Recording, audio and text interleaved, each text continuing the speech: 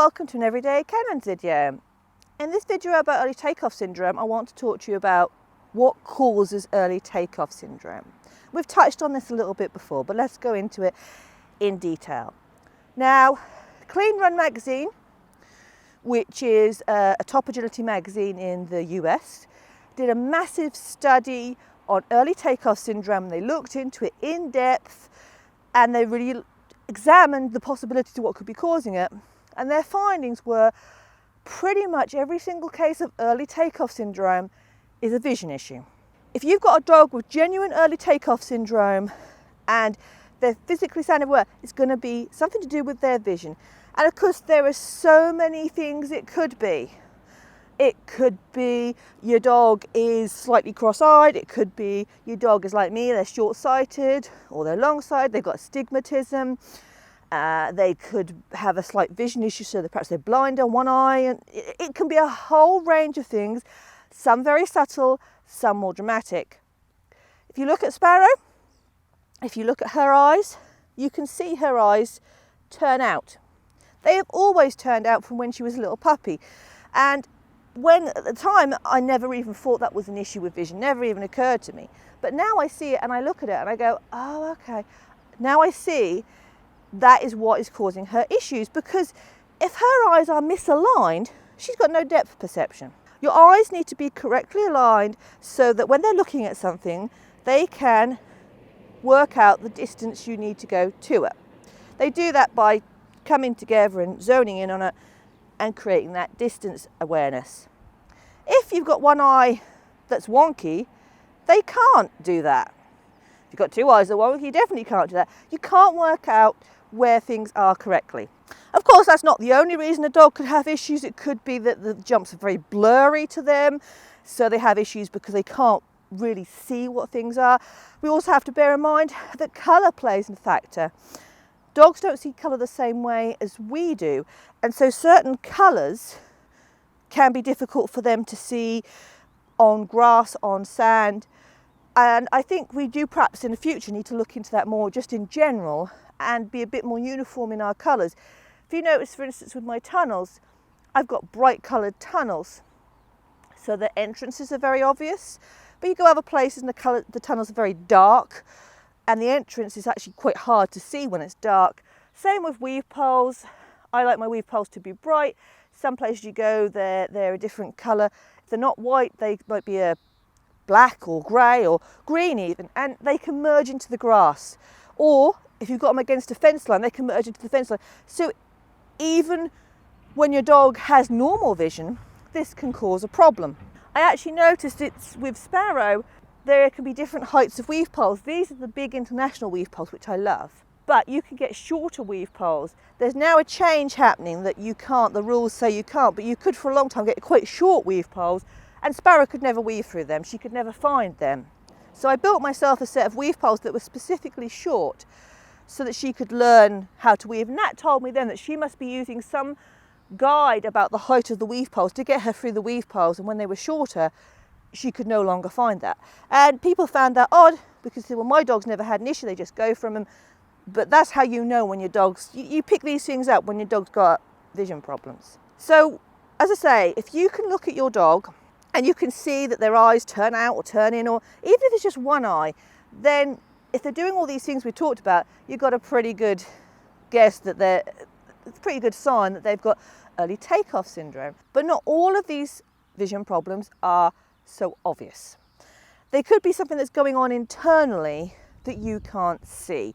As I said, you could see I wear glasses, but from just looking at my eyes directly on, you couldn't see there was anything wrong with my eyes. It's because an optician can look right in the back of my eyes and see there's something going on. Actually, it's because my eyeball is a slightly wonky shape.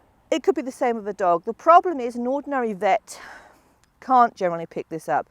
You usually will have to go to a specialist ophthalmologist, and even then sometimes they can't quite work it out, though usually they'll find something going on with this eye. And it should be noted that, interestingly enough, there are defects with the eye that don't actually cause an issue. Curiously, my older Sheltie Merlin, he never suffered from early takeoff syndrome, but when he had an eye examination by an ophthalmologist, they noticed that he was lacking the cones and rods at the back of the eye that give dogs their superior night vision to us. Effectively, he saw night like humans do and not like a dog does.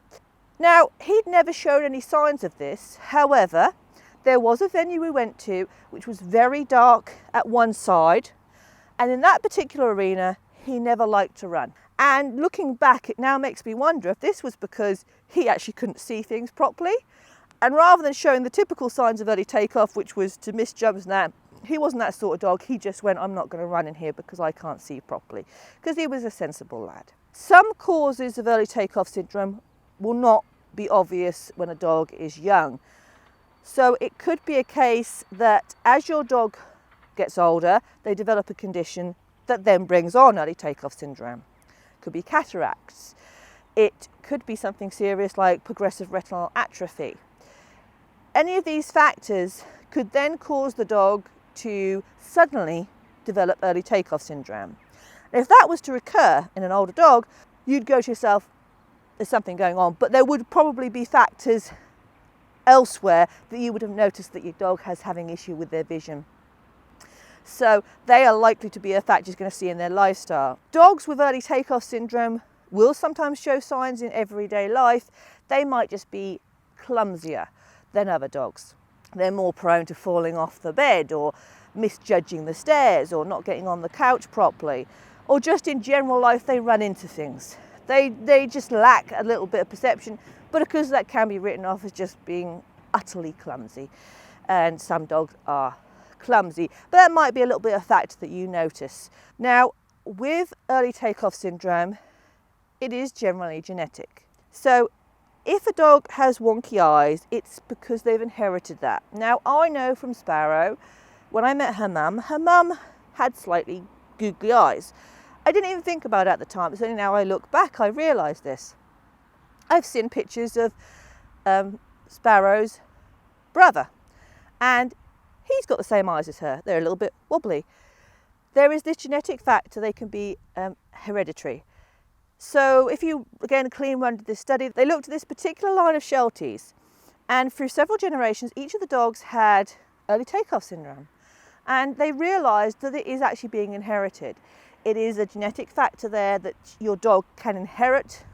Effectively, they're inheriting vision issues, which makes sense.